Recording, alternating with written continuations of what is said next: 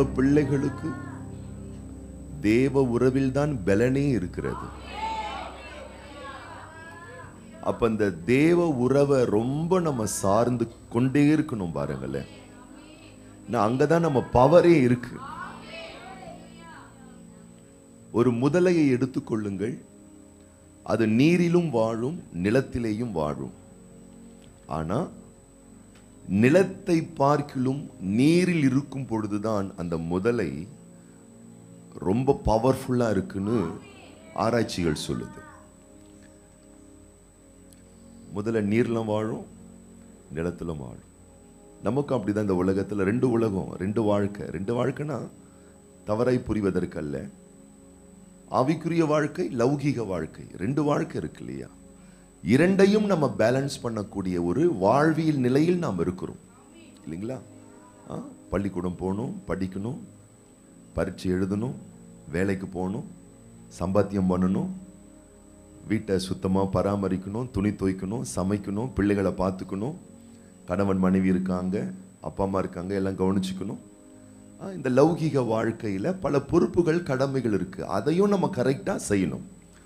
அதே நேரத்தில் சர்ச்சுக்கு வரணும், ஜெபிக்கணும், ஆராதிக்கணும், வார்த்தையை தியானிக்கணும், வார்த்தையின்படி வாழணும். இதையும் நம்ம நிறைவாக செய்யணும். இப்போ ரெண்டு விஷயமும் நமக்கு இருக்கு பாருங்க. அல்லேலூயா. ஆமாம், பக்கத்தில் பார்த்து சொல்லுங்க, முதலைக்கு தண்ணிலையும் வாழணும், நிலத்திலையும் வாழணும்.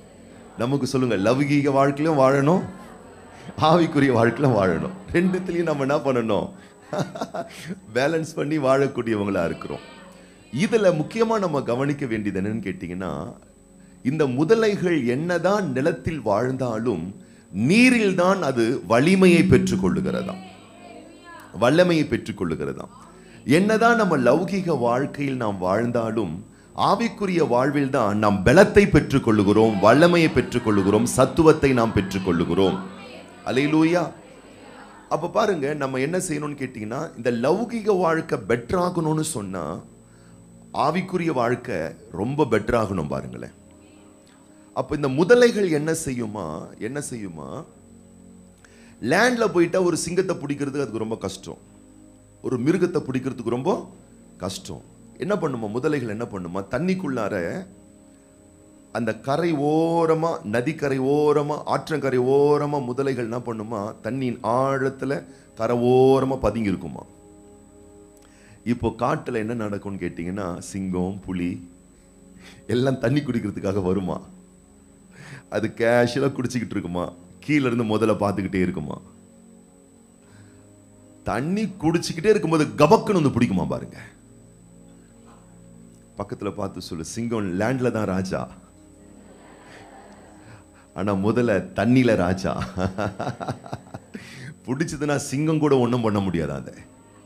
ஏன்னா நிலத்தில் இருப்பதை பார்க்கலும் நீரில் இருப்பதுதான் முதலைகளுக்கு வலிமையும் வல்லமையும் ரொம்ப அதிகமா.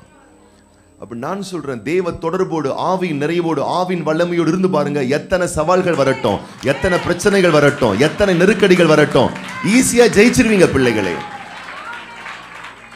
ஈஸியா ஜெயிச்சிருவீங்க பாருங்களேன்.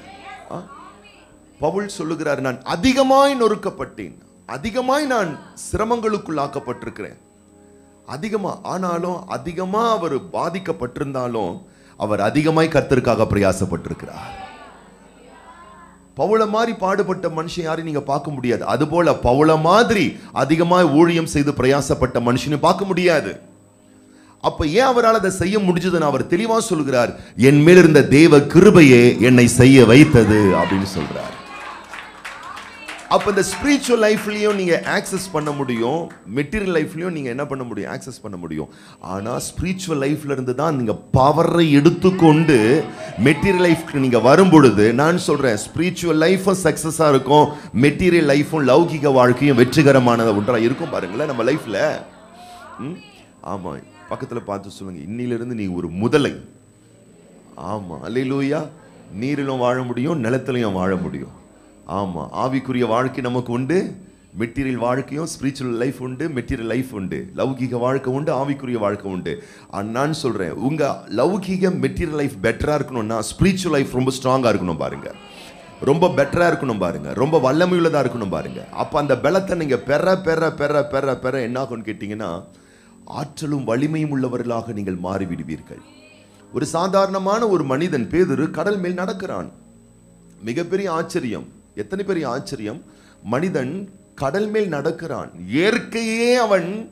இயற்கைக்குன்னு ஒரு பவர் இருக்கு பாருங்க, அந்த பவரை மீறி அவன் வேலை பார்க்க ஆரம்பிக்கிறான். என்ன நடந்தது? நடந்த ஒரு ஆளு இப்போ சீற்றங்களை பார்க்கிறான், புயலை பார்க்கிறான். தேவனை பார்த்தவன், கர்த்தரை பார்த்தவன் நடந்தான். புயலை பார்த்தவன் தவறி இடறி விழுந்தான். நான் சொல்றேன், தேவ பிரசன்னத்தை வரவேற்க வரவேற்க வரவேற்க வரவேற்க உங்க பவர் அதிகமாயிட்டே இருக்கும், உங்க வல்லம் அதிகமாயிட்டே இருக்கும். பிரைஸ் பண்ண பிரைஸ் பண்ண பிரைஸ் பண்ண. அப்ப பிசாசு பண்ற தந்திரமான வேலையே அதுதான். ஸ்பிரிச்சுவல் கனெக்ஷனை ஸ்டாப் பண்றது தான் அவன் பண்ற வேலையே. மெயினான ஃபியூஸ் அங்கிருந்து எடுத்துட்டோம்னா பவர் இறங்கிரும் பாருங்களேன். நான் சொல்லுங்க பார்க்கலாம், ஒரு நாளும் ஆவிக்குரிய நற்கிரிகளை நான் இழந்து விடவே மாட்டேன். ஏன்னா அங்கதான் தேவ வல்லமை, அங்கதான் தேவ பிரசன்னம் இருக்கிறது. ஏன் பரலோகம் அவ்வளவு மகிமையா இருக்கு நான் சொல்லட்டுமா? எங்கும் இல்லாத அளவுக்கு அங்கே ஆராதனை அதிகமா இருக்கிறது. ஏன் பரலோகத்தில் காயமில்லை, கண்ணீர் இல்லை, தெய்வீக மகத்துவ பிரசன்னம் இருந்து கொண்டிருக்கிறது? ஒரே காரணம், இடைவிடாத ஆராதனை அங்க நடந்துகிட்டே இருக்கு. ஏன் ஷாத்ராக் மேஷாக் ஆபேத்நேகோவை அக்னியில போட்டா கூட அவங்கள காலி பண்ண முடியல? ஏன் தானியேலை சிங்கக்கபில போட்டா கூட காலி பண்ண முடியல? ஒன்னே ஒண்ணுதான், அங்க இடைவிடாம வொர்ஷிப் நடந்துகிட்டே இருக்கு. எங்கெல்லாம் இடைவிடாத ஆராதனைகள் துதிகள் நடந்து கொண்டே இருக்கிறதோ, தேவ பிள்ளைகளை இன்றைய தேதியை போட்டு எழுதி வைத்துக்கொள். அந்த வீடு, அந்த நபர், அவருடைய வாழ்க்கை, அவனுடைய பொருளாதாரம், அவருடைய போக்கு வரவு, கொடுக்கல் வாங்கல், ஆரோக்கிய வாழ்க்கை, அத்தனையும் அற்புதம்.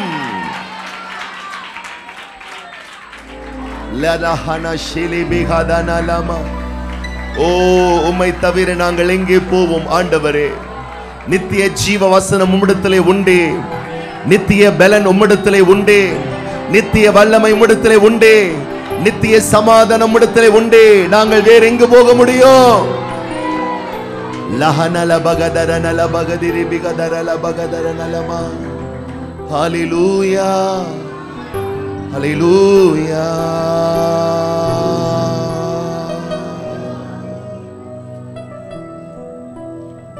புகழ புகழ போற்ற போற்ற போற்ற போற்ற போற்ற.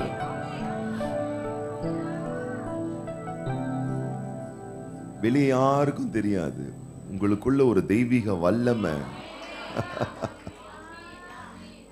அது வந்துகிட்டே இருக்கும். தெய்வீக மகிமை வந்துகிட்டே இருக்கும், தெய்வீக பிரசன்னம் வந்துகிட்டே இருக்கும். அந்த தெய்வீக பிரசன்னம் உங்களுக்குள் சேமிப்பு கிடங்குகள் போல தேவ வல்லமை உங்கள் உள்ளம், உணர்வு, உணர்ச்சி, மனம் எல்லாவற்றிலும் சேகரிக்கப்பட்டு கொண்டே இருக்கும். உங்க ஒவ்வொரு தசைகளுக்குள்ளாக, நரம்புகளுக்குள்ளாக, இரத்த நாணங்களுக்குள்ளாக, உங்க திசுக்களுக்குள்ளாக, அணுக்களுக்குள்ளாக நீங்க தேவ பிரசன்னத்தை வாஞ்சிக்க வாஞ்சிக்க வாஞ்சிக்க அது உள்ள டிராவல் பண்ணிக்கிட்டே இருக்கு. அது உங்களுக்கே தெரியாது.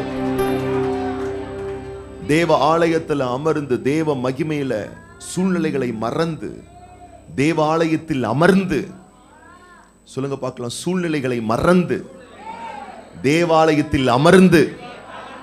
ஆமா, மறுபடியும் சொல்லுங்க, நிமிர்ந்து உட்கார்ந்து சொல்லுங்க, சூழ்நிலைகளை மறந்து தேவாலயத்தில் அமர்ந்து தேவ மகிமைக்கு இடம் கொடுக்க இடம் கொடுக்க இடம் கொடுக்க தேவ வல்லமை உங்கள் மேல் பாய்ச்சப்படுகிறது, தேவ பிரசன்னம் பாய்ச்சப்படுகிறது, தேவ இரக்கம் பாய்ச்சப்படுகிறது, தேவனுடைய மறுரூபத்தின் அபிஷேகம், மகிமையின் அபிஷேகம் பாய்ச்சப்படுகிறது, வல்லமை பாய்ச்சப்படுகிறது. அப்ப அது என்ன ஆகுதுன்னு கேட்டீங்கன்னா, உள்ள போய் ஸ்டோர் ஆகிட்டே இருக்கும். உள்ள பல பதிவுகளாக அந்த பிரசனத்தினுடைய வல்லமை உள்ள போய் பதிவாயிட்டே இருக்கும். அது என்ன பண்ணோன்னு கேட்டீங்கன்னா, எந்தெந்த பாதையில நீங்க போறீங்களோ, எப்ப சவால்கள் வருதோ அப்ப வெளியே வரும் பாருங்க. அப்ப வெளியே வரும். இஸ்ரேல்ல பல யுத்தங்கள்லாம் நடந்துகிட்டு இருக்கு. எந்த தேசத்திலும் இல்லாத ஒரு விஷயத்தை இஸ்ரேல் பண்ணி வச்சிருக்காங்க. என்ன பண்ணி வச்சிருக்காங்கன்னா, யாருக்குமே தெரியாத விதத்துல ஆங்காங்கே சில அற்புதமான கருவிகளை, ரேடர் கருவிகளை பொருத்தி வச்சிருக்காங்களாம். அது என்ன பண்ணுதான் பாருங்க, அது பேசாம தான் இருக்குமா, அது ஒன்றும் பண்ணாதான், பேசாம இருக்குமா. யாராவது அந்நிய தேசத்தார் அந்நிய தேசத்திலிருந்து குண்டுகள் மழைகள் பொழிந்து வீசுனா என்ன பண்ணுமா, இது இங்கிருந்து போகுமா, இங்கிருந்து போய் அது இங்க வந்து இவங்களை தாக்குறதுக்கு முன்னாடி இது போய் அவங்கள தாக்கிருமா, அவங்கள போய் என்ன பண்ணுமா, அது தாக்குமா. ஆனா ஸ்டோர் பண்ணி லோட் பண்ணி வச்சிருக்கிறாங்க பாருங்க. ஆமா, சொல்லுங்க பார்க்கலாம். நான் ஸ்டோர் பண்ணி லோட் பண்ணி வச்சுக்கிறேன் பிரசனத்தை. ஏன்னா நம்ம வாழ்ற பூமி ஒரு யுத்த பூமி. ஆமா, என்னைக்கு எரிச்சல் பிடிச்ச மனுஷன் வருவான்னு தெரியாது, என்னைக்கு வியாதி வரும்னு தெரியாது, என்னைக்கு எரிச்சல் பிசாசின் மூலமா பிசாசினுடைய ஏவுதல் செய்து யார் மூலமா கிரியை நடப்பிக்கப்படும் தெரியாது. ஆனா பிரசன்ஸ் ஃபுல்லா, சொல்லுங்க பார்க்கலாம், பிரசன்ஸை ஃபுல்லா நான் லோட் பண்றேன். சொல்லுங்க சொல்லுங்க, தேவ பிரசன்னத்தை ஃபுல்லா நான் என்னுடைய மனசுல, சொல்லுங்க, வாயை திறந்து சொல்லுங்க, என் மனசுல, என் எண்ணத்துல, என் சிந்தையில, என் உணர்வுல, என் உணர்ச்சியில நான் ஃபுல்லா லோட் பண்றேன். சொல்லுங்க சொல்லுங்க, ஃபுல்லா லோட் பண்றேன். என் வாயின் வார்த்தையில, என் இதயத்தின் தியானத்துல தேவ பிரசன்னத்தை, தேவ வார்த்தையை நான் ஃபுல்லா இறக்குறேன், நான் ஃபுல்லா லோட் பண்றேன், நான் ஃபுல்லா இறக்குறேன், ஃபுல்லா இறக்குறேன்.